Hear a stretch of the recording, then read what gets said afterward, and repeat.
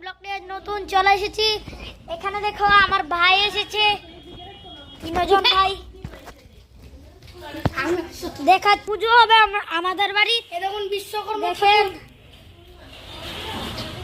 এখানে বক্স আছে দেখেন, এখানে বিশ্বকর্মা ঠাকুর রেখেছে দেখে নিন। দেখুন এখানে মা বাবা কাজ করছে, দেখাচ্ছি। এখানে দেখো রান্না করছে, এদিকে রান্না করছে আমরা।